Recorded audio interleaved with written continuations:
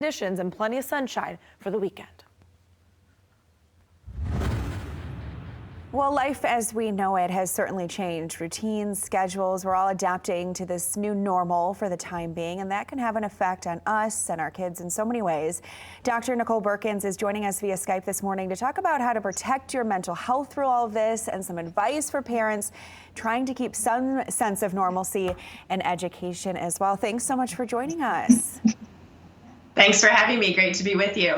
Okay, so first I want to talk just about real quick about the mental health aspect of all of this, because I know so many people I've talked to, myself, anxiety I feel like has skyrocketed for people. So just some advice or simple tips to kind of help keep that under control during this time.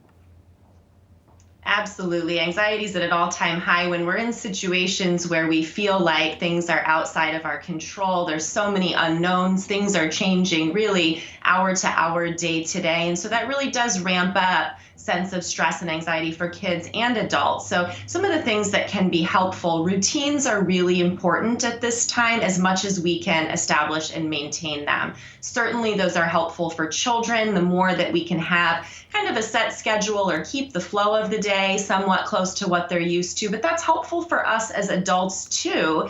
And those that are having to work from home now, some new routines will need to be established, but that's important. Focusing on things we can control. When things feel like they're very out of control, we can focus on things that are within our control. So making sure that we're eating regularly throughout the day, getting good sleep, taking care of ourselves, doing some activities and things that are calming and relaxing for us, even if that means putting the kids in their room for a little bit or having them watch a movie or something like that while we do some things to take care of ourselves. That's helpful. And of course, focusing on what we can control in terms of managing and maintaining health for our families, hand washing procedures, social distancing, all of those things that we're being told are helpful to us during this time. Those are things that we can control, and those are really helpful as well. And I'm sure you've seen it as well, especially on social media, all of these routines and schedules that are coming out for parents to kind of stick to, which are great. But at the same time, the reality is, we're all trying to figure this out day by day.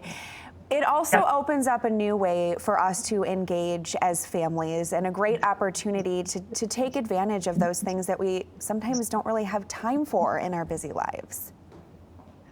I'm really glad you raised that, because that's what I'm trying to promote as a way for families to think about this.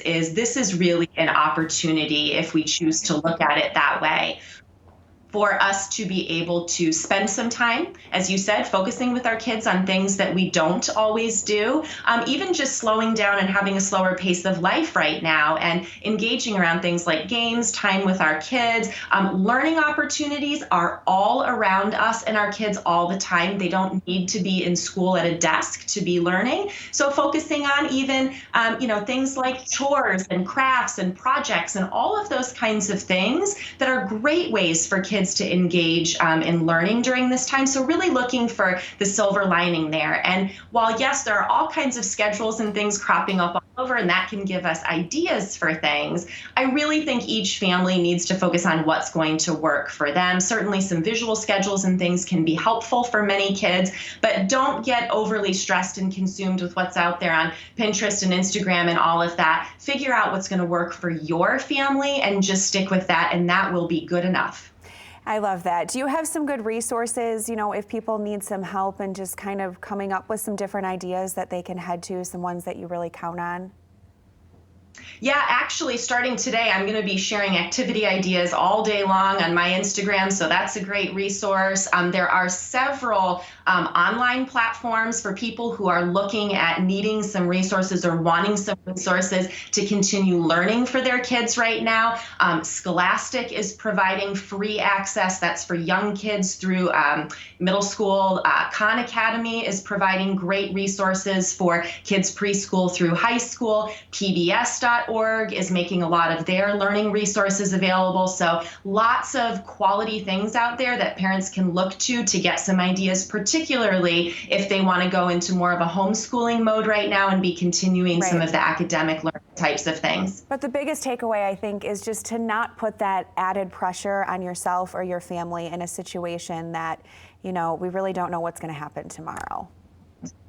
Absolutely. Take care of yourself as a parent. Focus on taking care of your kids.